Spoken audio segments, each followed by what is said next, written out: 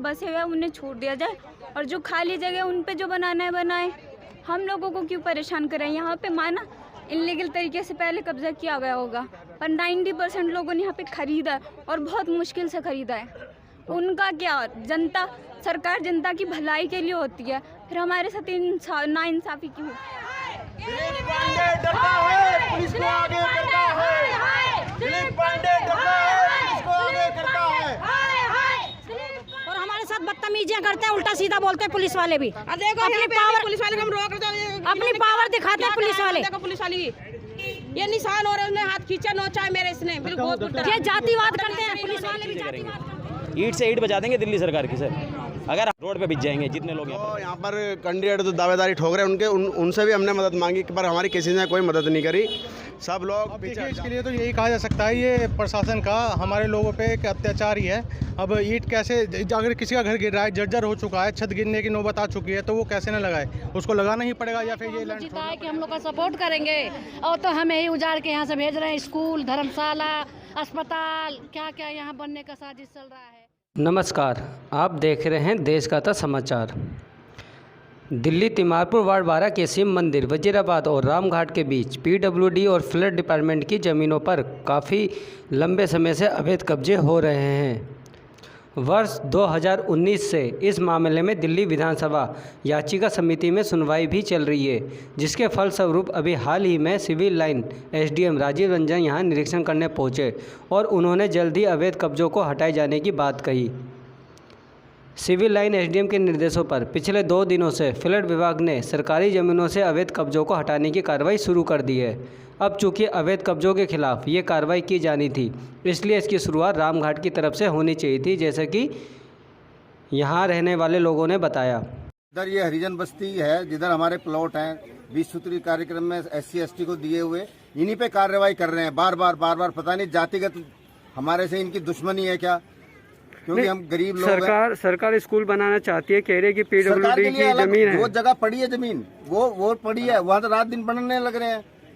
तो high tension तार के नीचे भी बन गए वहाँ तो मकान, तो उस पे कार्रवाई क्यों नहीं हो रही? वो तो ये मिली भगत है इनकी सबकी, वो कोई भी यहाँ पे, वो तो मिली भगत है इनकी। आपको बता दें कि रामघाट और वजीराबाद के बीच में कुछ भूभाग वो है जिसे वर्ष 1975 क्षेत्र के समय में तत्कालीन प्रधानमंत्री इंदिरा गांधी ने भूमिहीनों में बांटी थी, और सहायतार्थ में मिली ज़मीन पर पिछले 30-40 सालों से अनुसूचित जाति के लोग यहाँ घर बनाकर रह रहे हैं।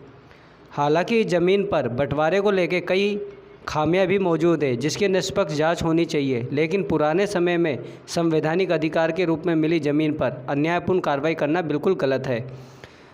अन्यायपूर्ण रूप से हुई विभागीय कार्रवाई की वजह से वहां रहने वाले लोगों ने दिल्ली सरकार व आप विधायक दिलीप पांडे के विरोध में जमकर नारेबाजी भी की।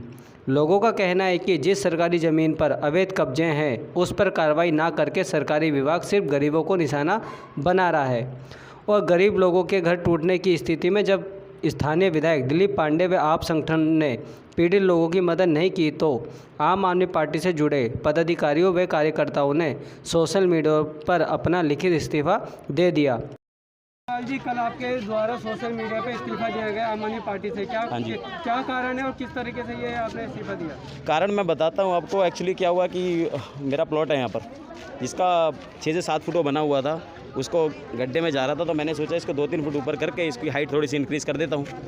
जैसे ही मैं उस प्रतिक्रिया करने लगा, फ्लड डिपार्टमेंट रोज़ आके मुझे परेशान करने लगा। मैंने एक दिन में वो कर दिया। दिन में वो कभी पुलिस आती है, कभी फ्लड डिपार्टमेंट आता है, मेरे से कहते हैं इसको तोड़ो, कभी लेबर लेके आते हैं, रोज़ सुबह से शाम तक का ये। जब मैंने दिलीप पांडे जी को खुद पर्सनली मैसेज डाला कि भाई साहब मेरा प्लॉट है, मैंने इसकी हल्की छत उठाई है, उसका मैसेज भी है, स्क्रीनशॉट मैं आपको भेज दूँगा कि दिलीप भैया का उसमें कोई रिस्पॉन्स नहीं आया। इससे पहले भी मैं उनके साथ बात कई बार कर चुका हूँ, 50 से ज़्यादा मैं मीटिंग उनसे कर चुका हूँ कि भाई साहब क्या होगा हमारे प्लॉटों को। वो कहते हैं जहाँ तेरा प्लॉट है वहाँ मैं हूँ। दिलीप पांडे जी के ये सेंटेंस हैं, जहाँ पूरे गांव के सामने, गांव के जो बड़े बुजुर्ग थे वो सभी लोग वहाँ थे कि जहाँ तेरा प्लॉट है मैं वहाँ हूँ।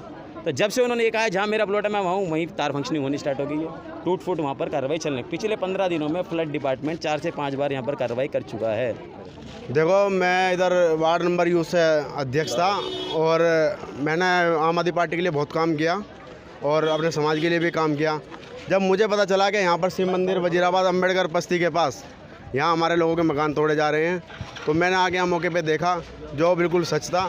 वो मकान तोड़ जाए। जब उनकी गहराई में हम गए, जाके देखा तो यहाँ विधायक दिलीप पांडे जी द्वारा ये कार्य कराया जा रहा है, अत्याचार किया जा रहा है हमारे लोगों पे।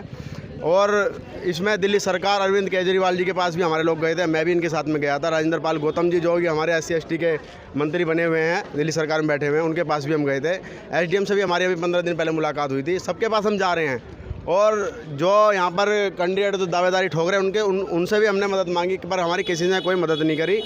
सब लोग पीछे हट जाते हैं। पीछे इसलिए हट जाता है कि यहाँ पर सारे दलित हैं, SC हैं, वाल्मीकि समाज के हैं, जाटव समाज के हैं, कश्यप समाज के लोगों को यहाँ प्लॉट मिले थे 20 सूत्री कार्यक्रम के तहत। इसलिए ये लोग प्लॉट ज़बरदस्ती तोड़े हैं और प्लॉट भी हमें फ्री के नहीं मिले। हम लोगों ने पैसा दिया, किसी ने गाय बेची, किसी ने बर्तन बेचे, किसी ने अपनी भैंस बेची। जब अपना वो प्लॉट लिया, गवर्नमेंट को पैसे दे के हमने प्लॉट लिया। अब देखिए, इसके लिए तो यही कहा जा सकता है ये प्रशासन का हमारे लोगों पे एक अत्याचार ही है। अब ईंट कैसे, अगर किसी का घर गिर रहा है, जर्जर हो चुका है, छत गिरने की नौबत आ चुकी है, तो वो कैसे न लगाए? उसको लगाना ही पड़ेगा या फिर ये लैंड छोड़ना पड़ेगा। तो फिर ये बोलेंगे भाई ये तो सरकारी लैंड है, उसका कब्जा किया जाएगा। तो ये तो एक अन्याय हो गया हमारी जनता के साथ, हमारे लोगों के साथ। लेकिन विधायक दिलीप पांडे बहुत बड़ा नाम है आम आदमी पार्टी में, उनके रहते के साथ ये अन्याय हो रहा है, क्या कहेंगे इस पर?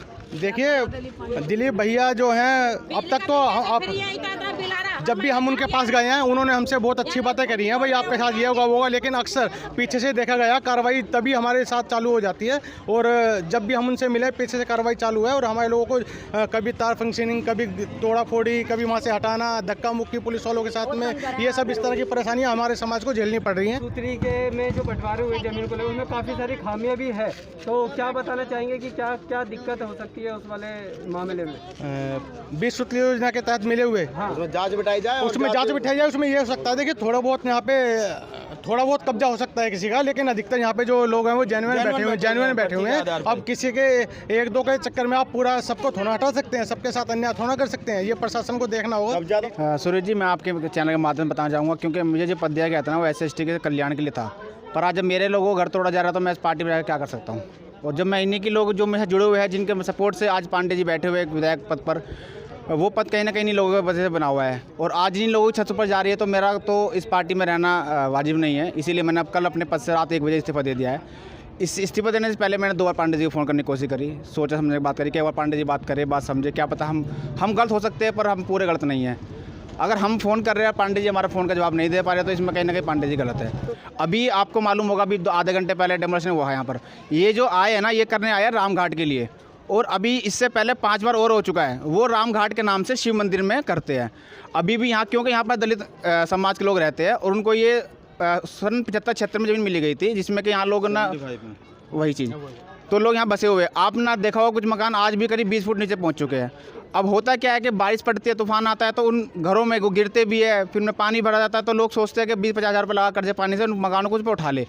उठाने पे होता क्या है कि पुलिस वाला आते हैं या फिर फ्लड डिपार्टमेंट आ जाता है। अब गड्ढे में है पर सर पे छत है उनके, पर वो गड्ढे उभारने के लिए चक्कर में क्या होता है, छत भी चली जाती है। और अभी दिलीप पांडे जी से हमने इस बारे में पूरी बातचीत करी, उनका आश्वासन था हम कुछ करेंगे, पर तब भी जब भी यहाँ पर कोई तोड़ने वाला आता है तो पांडे जी फ़ोन नहीं उठाते हैं। उनके जितने भी सलाहकार है या फिर जो भी उनके पार्टी के जो उनके नज़दीकी है, PA वगैरह, कोई भी इस मामले में हमारी कोई जानकारी पांडे जी को नहीं देता, या पांडे जी के पास जानकारी है तो वो बिल्कुल आँख मीच लेते हैं।